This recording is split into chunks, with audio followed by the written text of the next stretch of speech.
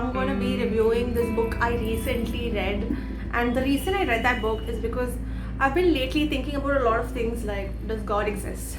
And if God exists, then why don't we have any scientific proof that proves his existence? And if God doesn't exist, then how are there so many beautiful animals? And isn't there some kind of intelligent designer who has designed all of this? So all of these questions have been coming to my mind, and I thought, I want to do some research on this for having a take on all of this. And obviously everybody would go to Google, look up some articles or watch some YouTube videos, which I do sometimes. But sometimes when it comes to certain subjects, I just feel if I don't read a book, I don't get that much of an inside information about it. I don't know, like, it's just one of those biases I have. Since I've grown up in a religious household, I thought I should give atheism the benefit of doubt this time. And then I thought I'll read a book on atheism. And obviously the first book that comes to mind is Richard Dawkins' The God Delusion. And when I went to order that book, I found right next to that book another book that is a more recent publication, which is just last year, by the same author, Richard Dawkins. And that had a very interesting subtitle which said A Beginner's Guide, and the book's name was Outgrowing God. So I felt like beginner's guide, that just defines what or where I am right now when it comes to the subject. So I thought that will be a perfect fit, so I ordered that book. And the funny thing is, the book was supposed to be delivered on the day of Krishna Jayanti, and I was shitting myself the entire day hoping my grandmom or my mom doesn't open the door, because if they did and they saw that I got a book called Outgrowing God, and the two on such a very auspicious day, they'd be really disappointed. And it came in the afternoon, and I was the one who opened the door, so I took the book, and then I decided not to read it the entire day because I didn't want them to feel bad if they found out. But the book looked so good, and it's I don't know, I just loved this color. I just couldn't like let it lay there all day long. So towards the end of the day, I took the book, started reading, and my mom did eventually find it lying around, and she didn't really have a problem with it, though she made remarks to my dad, like, which is in a very funny way, that, oh, look what your daughter's reading. But I don't think she did completely disapproved it. I'm not sure yet. Let me get straight to the point. Should you read this book or not? What I would say is, if suppose you're a newcomer to this subject of atheism and atheism versus religion debate, and you don't know much about it, then I think this is a good place to start. But if you're already used to those arguments that they give for and against, and you know what the dialogue is, then I don't think you're going to find a lot in this book, because like it said, it's just a beginner's guide. And one great thing about the book and one not so great thing about the book is, starting with the great thing, is that it gives a lot of stories from the Bible, and that was very interesting for me because I haven't read the Bible, and getting to know certain interesting and controversial stories was an interesting thing. A bad thing that I realized in this book was that since he grew up in a Christian household, he knows Christianity or the Bible much better than the other religions. So most of the examples he cites in this book are from Bible.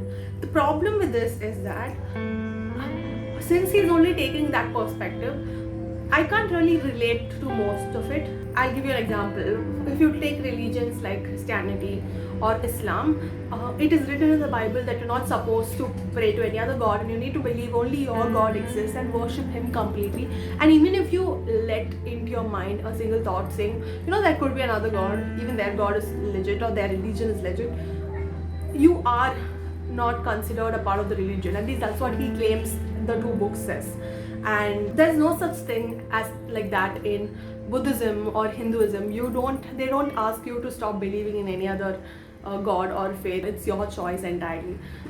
So I don't really know how to relate my religion and discredit my religion to the points he's saying. So that was really hard, and that was the negative point of the book.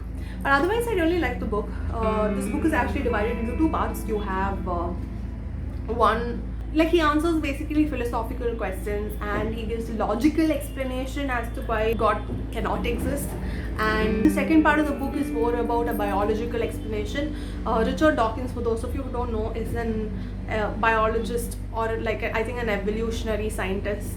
So he is obviously the most well versed in that topic. So he touches that, and he talks about a lot of beautiful ideas in that second part of the book. So in the first part, he mostly talks about three main ideas. One idea is why Bible is not accurate, and the second one is why, even if it is or even if it's not, you cannot use Bible as a moral guide.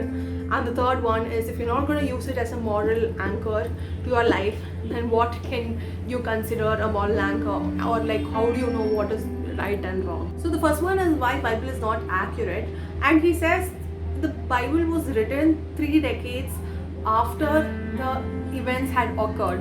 So basically until 30 years it was just passed on by the word of mouth. And he draws examples from the Chinese whisper, where you just have 10 people in a room, and by the end of the game, entire story that was passed on is completely modified. So imagine if it had passed along 30 years, how much it would have changed. So he believes it just doesn't make sense that it could be accurate. And he gives an interesting example where there's this entire concept in Bible called where Virgin Mary had given birth to Jesus immaculately, right?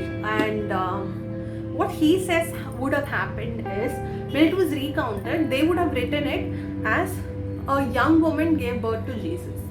But then while it was being translated, I think from Hebrew or whatever translation to another language that most people understood at a later point in life, they felt that word young woman meant virgin and not just a younger lady. If you take for example the word maiden, maiden could mean virgin and it could mean a young woman. So the essence of it gets lost while translating, and that's what would have happened. So people really thought it was a virgin, and that's how stories would have passed along again.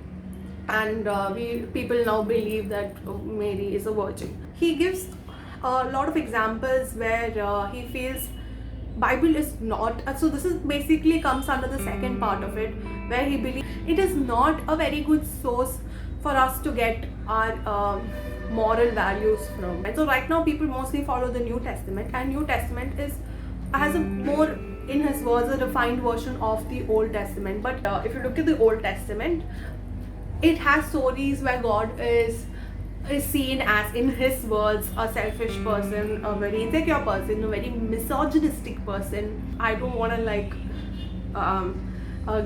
be called out for blasphemy, even though these are not my words at all. But I'll just put it on the screen for you. These are the words that Richard Dawkins says God is.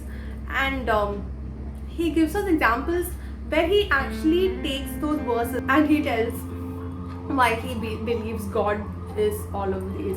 And so most religious people claim, okay, now we don't follow Old Testament, we follow New Testament. So basically what he says is religious people have decided what is right and wrong and then chosen that from the Old Testament and made a New Testament. Then why only bother with these testaments if you yourself know what is good and bad, and we do not need to seek moral values from this age-old set of stories or this book, which has really outdated ideas. And that is when we come to the third part of it, where people ask, okay, see, if you don't have this book, then how are we going to know what is right and wrong? For example, in the Bible, it is written, love thy neighbor. How do you know that you're supposed to be nice to other people if you don't have a Bible? What he says is to be nice to our family members because we share the same gene, and we are nice to other people because of a concept called reciprocal altruism, where we hope if we are nice to other people, they are nice to us. So we do not need any book to tell us that we have to be nice to other people.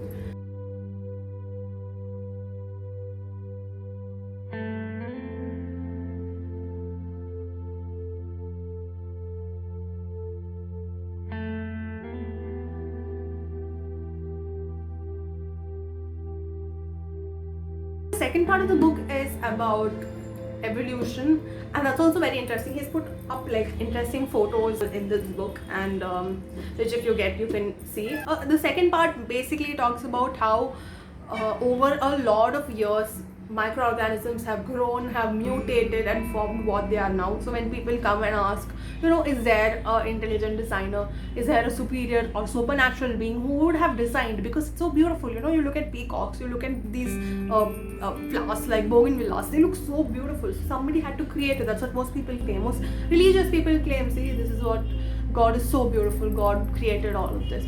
So what Richard Dawkins again says is, if probably on the outside it looks beautiful, but every aspect of those living things, if you look underneath, you can see flaws and you can see history, which is basically accumulated because of years and years of evolution and forming what it is now, which looks beautiful, also has a particular use it serves.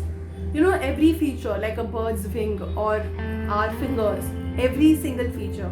So if you're going to take, for example, the fish called flounders or plaice, if you look at it, it has a very distorted skull. The reason why it has is they actually are flat fishes, and if they had eye on one side, they won't be able to see it if they're going to be on some surface, or if they're going to lie down somewhere. Their eye won't be useful. So they were formed in a way that their skull is distorted and their eyes face upwards, so they can see. So their eyes are not hidden by some surface. So if you look at it, you can't really say it's a very beautiful, no offense, flounder, but you can't say it's pretty because it does not make sense from a design point of view. So everything is there for a reason. It's grown over a period of time. For example, if you take race and I think skates, ancestors of race and skates are actually sharks, but they realized as these ancestors went to the bottom, they changed their lifestyle for some reason. They realized they had to lie down on beds.